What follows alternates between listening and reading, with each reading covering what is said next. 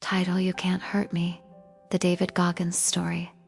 In a small house in Buffalo, New York, a young boy sat in silence. His name was David Goggins. At just 8 years old, he knew what fear felt like. Not the fear of the dark or monsters, but the fear of his own father. David's childhood was filled with violence. His father was abusive. Every day was survival. He didn't feel safe. He didn't feel strong. He didn't feel enough. When his mother finally escaped with him, they moved to Indiana. But a new environment didn't mean a new life. There, David faced racism, bullying, and poverty. He struggled in school. He was overweight, insecure, and filled with self-hate.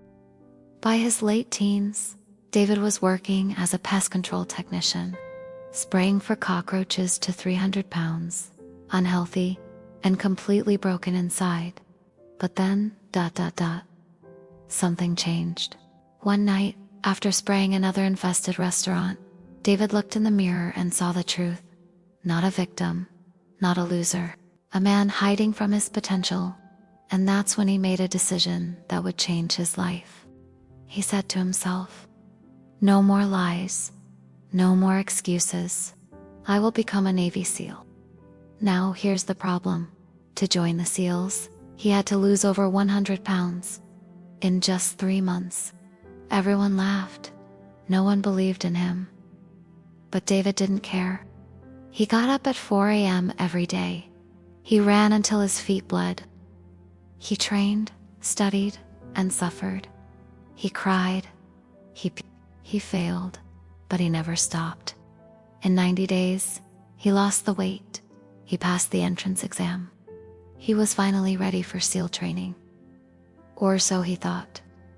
Then came Hell Week.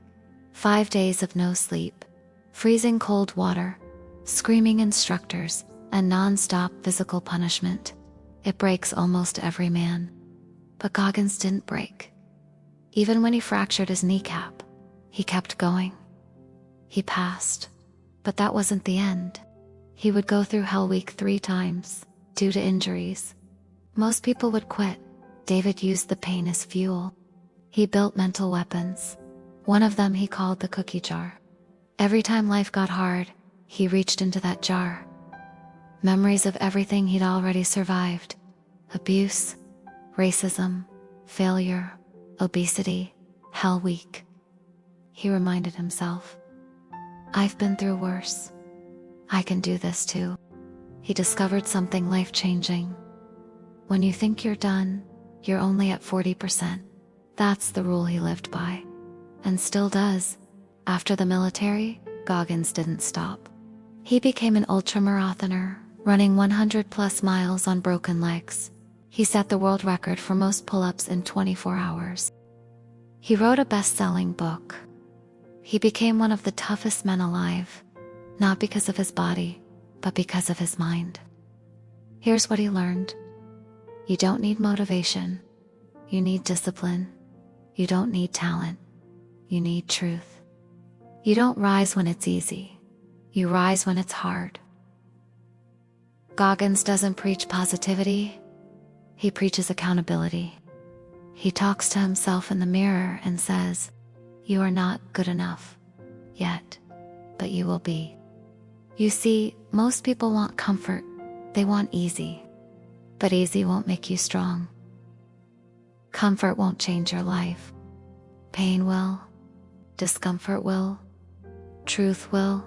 David Goggins became a legend, not because he was born different, but because he chose to be different. He chose to face the mirror. He chose to suffer with purpose. He chose to never quit. And that's why today, he can say too, "Life can't hurt me." Music swells and fades final voice line. You're in control of your mind, not the other way around. So don't stop when it hurts. Stop when it's done.